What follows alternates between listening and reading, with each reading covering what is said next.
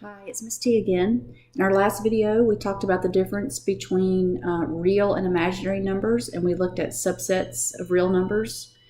And today we're going to focus on complex numbers and operations with complex numbers. So before we do operations with complex numbers, let's talk about what a complex number is.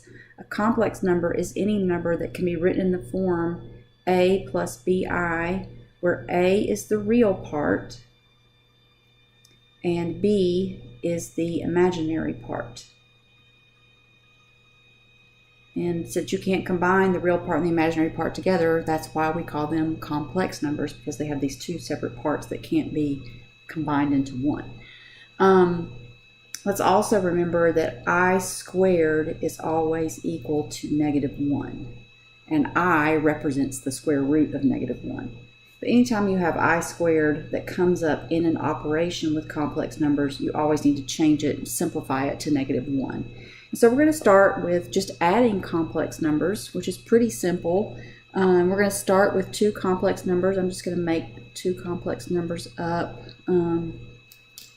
Actually, let's complicate it a little bit. 3 minus 4i plus -7 plus 5i. And to add two complex numbers, you simply add the real parts and you add the imaginary parts. You combine them together. So 3 plus -7 is going to give me -4 for the real part, and -4i plus 5i is going to give me a +1i for the imaginary part, and that is it. That is the sum of those two complex numbers. Subtraction is very similar with one extra step. When you subtract complex numbers, you have to distribute the subtraction to both parts, both the real part and the imaginary part. So I have 3 minus 4i, and then minus -7 becomes +7, and then minus +5i is just minus 5i. And now I combine those just like I did with addition. I combine the real parts together. 3 plus 7 is 10. And -4i and -5i is -9i. And so that is the difference in those two complex numbers. Multiplication is also pretty straightforward.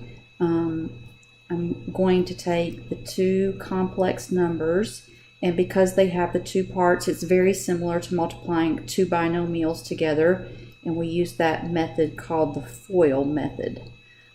And FOIL stands for first, outside, inside, last. So we're going to do the first times the first. So 3 times -7 is -21. Then the outside, 3 times 5i is 15i. Then the inside, -4i times -7 is +28i. And last is -4i times +5i is -20i squared. And as we said at the beginning, I squared is -1, so this is really like -20 times -1, which becomes +20. So I'm able to combine the real parts, -21 and 20 is -1, and the imaginary parts, 15i and 28i, is +43i, I think. Okay, and then the last operation we're going to do today is division. And usually a division with with complex numbers usually looks like this. If I put 3 minus 4i divided by -7 plus 5i,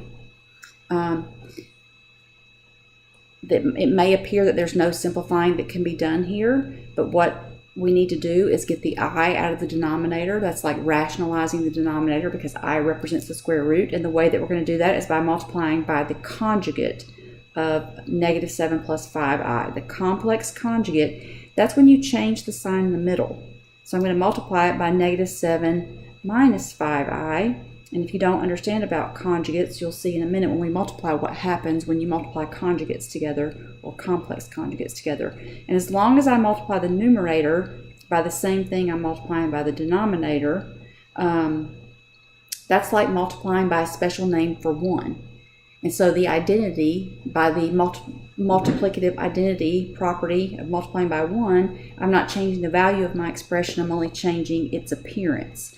And so I'm going to need to FOIL the top, just like we did up here. So 3 times negative 7 is negative 21. 3 times negative 5i is negative 15i. Negative 4i times negative 7 is positive 28i. And negative 4i times negative 5i is positive 20i squared. And we're going to take care of that I squared in just a second.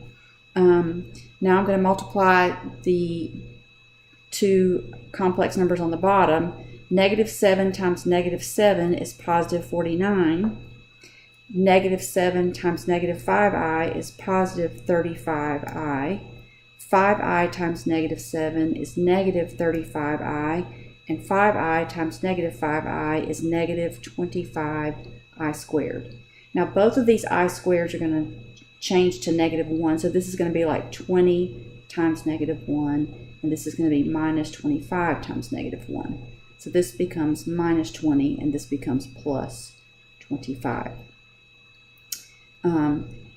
So I have negative 21 and negative 20 to combine together. That is negative 41.